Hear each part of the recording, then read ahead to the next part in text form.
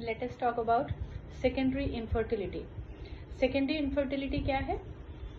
बहुत सारे पेरेंट्स जिनके पास एक ही बच्चा होता है और वो बहुत साल तक चाहकर भी दूसरा कंसीव नहीं कर पाते हैं. सो कहने में और सुनने में यही आता है कि हम एक ही बच्चे में खुश हैं, जबकि उसके पीछे बहुत सारे मेडिकल रीजंस होते हैं. मेडिकल रीजंस क्या होते हैं? फेलोपियन ट्यूब्स की ब्लॉकेज.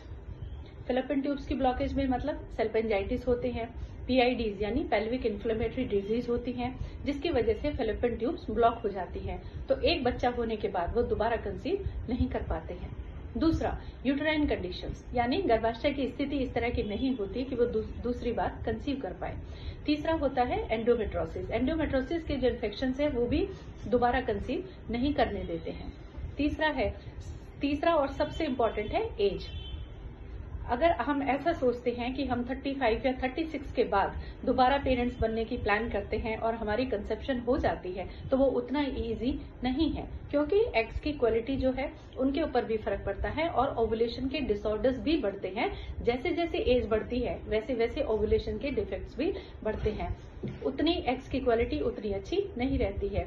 बढ़ती हुई एज के साथ साथ एएमएच को जो लेवल है वो भी कम होता चला जाता है. इसीलिए बहुत सारे लेडीज जो हैं वो कंसीव नहीं कर पाती है. ये तो है फीमेल फैक्टर्स जो सेकेंडरी इनफर्टिलिटी यानी दूसरी बार मां बनने से आपको रोकते हैं.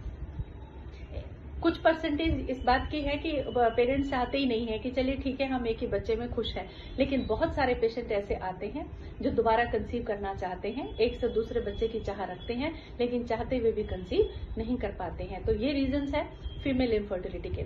और मेल इनफर्टिलिटी के जो प्रॉब्लम्स हैं उसमें भी है एज. और मेल और फीमेल दोनों में वेट बहुत मैटर करते हैं, यानी लाइफस्टाइल डिसऑर्डर्स जिनको ओबेसिटी रहती है. जो लोग ज्यादा ओवरवेट हैं वो भी, और जो लोग बहुत थिन हैं, बहुत ही अंडरवेट हैं वो भी, दोनों को ही कंसीव करने में प्रॉब्लम्स आती हैं. दूसरा, बढ़ती हुई एज के साथ साथ मेल के जो टेस्टोस्टेरोन लेवल है वो भी कम होना शुरू हो जाता है. तो ये कह देना कि मेल के लिए एज कोई मैटर नहीं करती है, एज मैटर करती है. कंसीव करने की जहां तक बात है उसमें एज मैटर करती है. दूसरा, एंजाइटी के लेवल है, डिप्रेशन के लेवल है, लैक ऑफ सेक्सुअल डिजायर है. टेस्टोस्टेरोन लेवल कम हो जाने से डिजायर भी कम होती है. स्पर्म्स की क्वालिटी उतनी अच्छी नहीं रहती है. अब पेशेंट्स को कन्विंस करना बड़ा मुश्किल है. वो कहते हैं एक बच्चा जब ठीक ठाक हो गया तो हमें कैसे कोई प्रॉब्लम हो सकती है, मतलब मेल ईगो भी आ जाती है उन सब चीजों में.